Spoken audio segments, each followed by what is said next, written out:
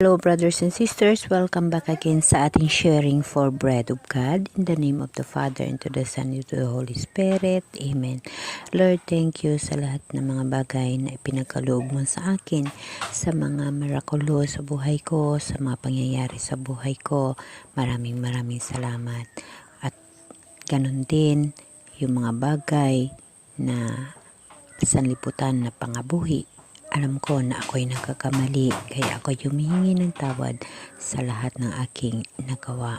Ganon din, Lord, hinihingian ko sa iyo ng patnubay ang aking pananaliksik sa Biblia upang aking lubos maunawaan at aking maitalang buhay sa buhay tawhanan ko sa mundo ang espirituhanan na mula sa iyong pag-ibig sa Holy Spirit na ibinigay mo sa aking puso. Akin rin dinadalangin ang mga tao na nagsisikap na makilala ka. Lord, bigyan mo sila ng karapat-dapat na pag-uunawa upang ikabubuhay din nila ang iyong buhay dito sa mundo at makamtan ang buhay na walang hanggan. Amen. So brothers and sisters, today i-share ko sa inyo yung tinatawag na sign of cross, Kasi dito sa atin sa mundo, 'di ba, maraming mga religious, marami tayong paniniwala, marami nanampalataya sa mahal na Diyos sa iba't ibang paraan. Bilang Katoliko, nasa Katoliko ako. At kung tutuusin, wala pa namang pinili ang mahal na Diyos na templo dito sa mundo dahil siya mismo ang magbigay ng templo ng Jerusalem ng bagong kaharian na pipiliin niya. Ngunit sa ating bilang tao sa mundo, mayroon tayong komunidad. Mayroon tayong community na kung saan iyon ang tinatawag na Temple of God. Lahat tayo ang templo ng Diyos na sa puso natin. Bawat isa sa atin, nandito rin ho yung templo ng Diyos. Yun ho ang tinatawag na templo ng individual na panampalataya natin sa mahal na Diyos. At iba rin ho yung temple na komunidad kung saan mayroon tayong mga pastor, mga leader, mga pare. Yun ho yung komunidad na temple. So, yung dalawang temple na yan, yung dito sa puso natin na templo kasama ang Diyos at ang templo ng simbahan na tinatawag or komunidad ay mahalaga ho yan sa atin dahil lagi natin tatandaan na wala hong nabubuhay na tao na nag-iisa lamang. So, kailangan din natin ang temple ng Diyos kasama sa buong pamilya, mga kapitbahay, something ganon.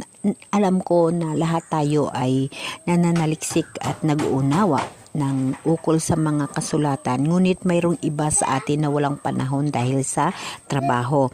So nabanggit ko itong sign of cross kasi bilang Katoliko, yes, walang nakalagay sa Biblia natin ang sign of cross. Ngunit sa ating paniniwala at sa ating panampalataya, mayroong mga paliwanag na dapat natin maunawaan. So, ang sign of cross ay hindi tuwirang binabanggit sa Biblia bilang isang partikular na ritual o tanda. Ganon pa man, ang konsepto ng paggawa ng krus bilang isang simbolo ng pananampalataya at pagmamahal sa Diyos ay may mga ugat na sinaunang Kristiyano. Yes, kasi ang sign of cross, kailangan parang may history yan hindi mo magagamit ang isang bagay sa ngayong panahon at the present pag walang history. So, ipagpatuloy natin sa bagong tipan, may mga talata na nagsasalita tungkol sa pagtawag sa pangalan ni Jesus at paggawa ng mga simbolo bilang tanda ng panampalataya. Halimbawa sa Mateo 10:32-33, sinabi ni Jesus, kaya't ang sinumang kumikilala sa akin sa harap ng mga tao ay kilalanin ko rin siya sa harapan ng aking Ama na nasa langit. Yes, kung titingnan natin, nag-uusap tayo tungkol sa sign of cross, ngunit pumasok ang kasulatan ni Propeta Mateo. So titingnan natin ngayon sa kasulatan ni Propeta Mateo dito sa chapter 10 verse 32 kung ano ba ang ipinahihiwatig at kung makakuha ba tayo ng kasagutan tungkol sa sa aking sinasabi na sign of cross, hindi lamang ito sa Katoliko, kundi sa ibang nanampalataya rin sa mahal na Diyos, dahil hindi lamang sa cross tayo nanampalataya, kundi mismo sa ating mahal na Diyos. So titingnan natin dito sa Mateo 10 verse 32 hanggang sa 33 kung ano ba ang nakalagay tungkol sa pinapaliwanag or hinihingian ko ng kaliwanagan tungkol sa pag-sign of cross. Ito na pagkilala kay Kristo. Ito ay sa Mateo 10 verse 32. Ang sinumang kumilala sa akin sa harapan ng mga tao ay kikilanlin ko rin naman sa harapan ng aking amang nasa langit. Ngunit ang magtawa sa akin sa harapan ng mga tao ay itatawa ko rin naman sa harapan ng aking amang nasa langit. So, brothers and sisters, wala ho ditong nakalagay na sign of cross, diba? Wala ho ditong nakalagay na or binabanggit ng sign of cross. Ngunit, dito mo mabasihan ang ikatatawa, no? Kung sino man ang itatawa sa akin, ay itatawa ko rin sa harapan ng Diyos. So, sa ating simpleng pananampalataya, sa ating pagkikilala kay Jesus Christ, sino ba ang tatawa sa Kanya? Di ba wala?